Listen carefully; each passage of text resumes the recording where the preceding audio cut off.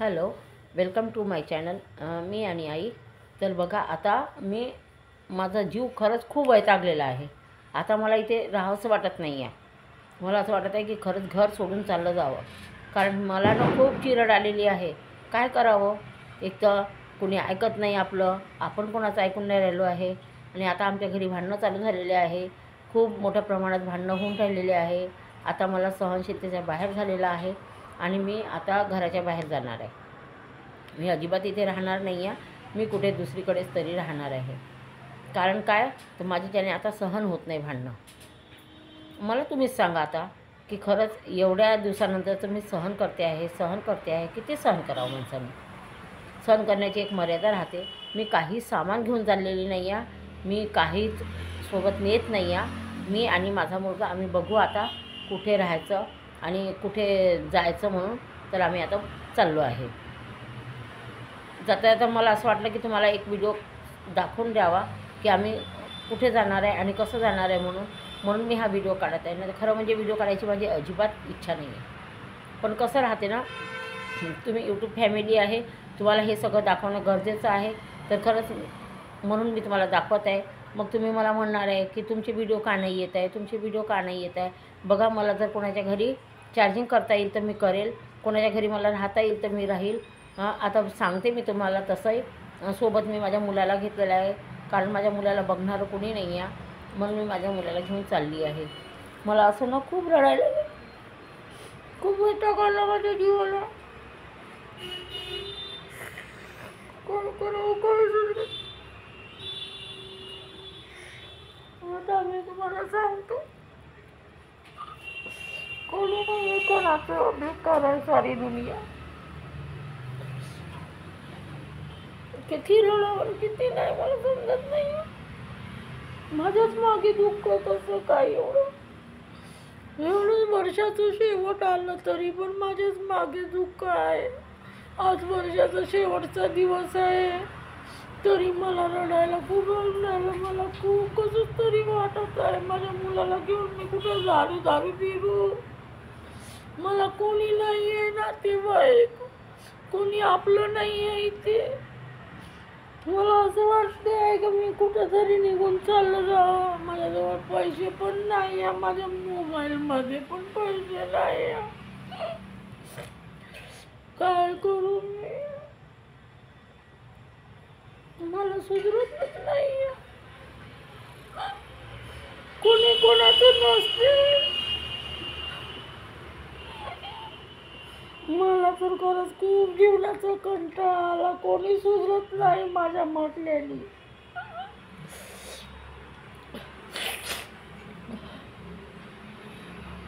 मी कोणाला किती सुधरवण्याचा प्रयत्न करतो, माझं कोणी ऐकून घेत नाही. असं वाटतं इथंच राहावं नाही, इथंच यायला धुनकू काढावं. पण भीती पण वाटते कोणी माझं घर विकून टाकल तर मग मी का करीन. म्हणून माझी जायची सुद्धा इच्छा होऊन नाही राहिली, पण जावं लागल. कारण मी खरंच खूप कंटाळली आहे. माझे व्हिडिओला व्ह्यूज नाही आहेत. मी कशी राहीन, कशी जगीन, मला काय समजत नाही.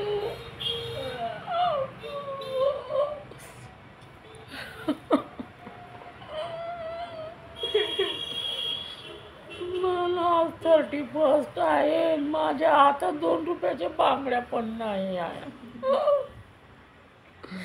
मी कधी एवढी गरीब नव्हती. तुम्हाला माझी परिस्थिती तर पहिले माहीतच होती. मी कशी दिवस काढले गरिबीतून.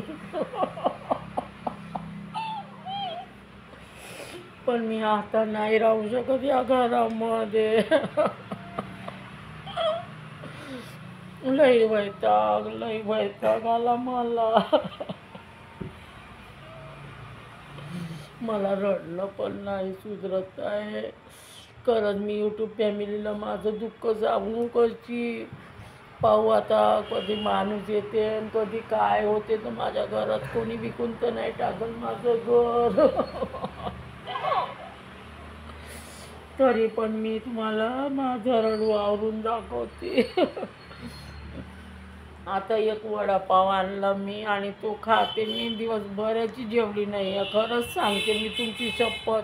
मी एकही रुपयाचं खाल्लं नाही आहे. फक्त सकाळी चहा ब्रेड खाल्लेलं होतं, त्याच्यानंतर मी थोडेसे पोहे खाल्ले होते आणि आता मी उपाशीच आहे. पण मॅगी खाल्ली, थोडीशीच खाल्ली, एवढी मॅगी खाल्ली मी आणि आता मी उपाशीच आहे. मला खरंच कसंच तरी वाटते हे. काय करावं, चक्कर आल्यासारखं वाटत आहे.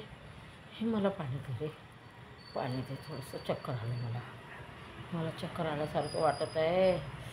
पण तरी माझ्या भाऊ बहिणींना असं वाटते मला व्हिडिओमार्फत दाखवावं आपली परिस्थिती आणि मी दाखवत आहे. खरंच सांगते, मला कसंच तरी होते आहे. मग चालू वाटत नाही आहे. असं वाटते जागेवर बसून राहावं, कुठंच जावं नाही, कुठंच जावं वाटत नाही आहे मला. अंगामध्ये शक्ती नाही आहे माझ्या, डोक्यामध्ये रक्तप्रवाह नाही होत माझ्या. डोकं हँग झालं आहे माझं, इतकं डोकं हँग झालं आहे तुम्हाला का सांगू. मी कसं जगावं न कसं नाही मला तर खरंच कळत नाही. गुडभर पाणी दे रे बाबा, दे माझ्या घराला कोणी विकून टाकन. बघाल तुमच्याकडे जर कोणी आलं गेलं तर सांगाल मला, गिराईक नाही. माझ्या घराचे कागद तर माझ्या नावावर नाही आहे. ग्रामपंचायतमध्ये जा लागेल का मला कागद माझ्या घरचे नावावर करायला?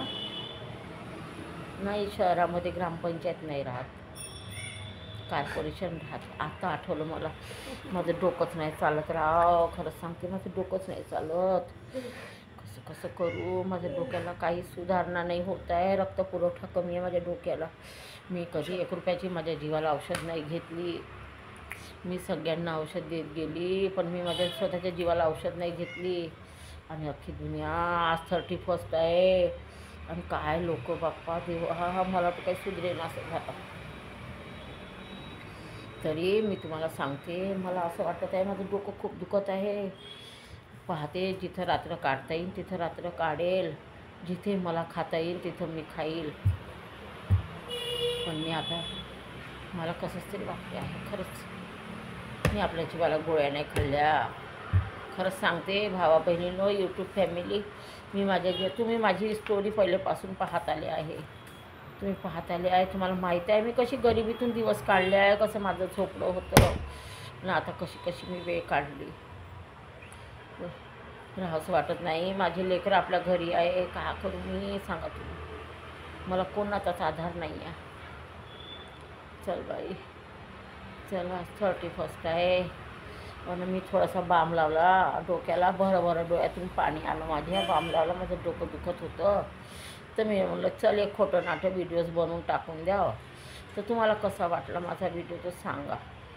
आणि खरंच मी या यूट्यूबरमध्ये होऊ शकते का, मी फेमस होऊ शकते का? पण ह्या यूट्यूबवाले नाही का जसं खोटं भांडण दाखवते, तसं माझ्या घरी कोणी भांडण दाखवले नाही आहे. तर मी कोणाचं भांडण दाखवू सांगा. हे लोक जसे खोटे भांडण दाखवते ना, तशी माझी इच्छा झाली का मी नवी भांडण दाखवावं म्हणून. पण मला भांडता नाही येत. पण कसं तरी आता भांडून दाखवलं आणि माया घरचा मी पसारा दाखवला तुम्हाला.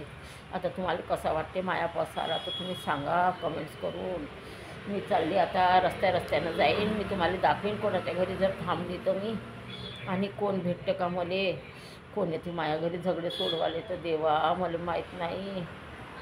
कोणी ग्रामपंचायतमधला माणूस येते का कोणी आमदार येते माझ्या घरातला झगडा सोडवाले तर मला माहीत नाही. ये रे देवा, कोणीतरी ये रे. 31 आहे रे आज. तुला कोंबडा बकरा का म्हणशील तर खाऊ घालतो मी, चहा बी पाहिजे मी तुझे. पण माझ्या घरचा झगडा सोडवू लागले बाबा. ये रे, कर रे आमदाराला फोन कर बरं.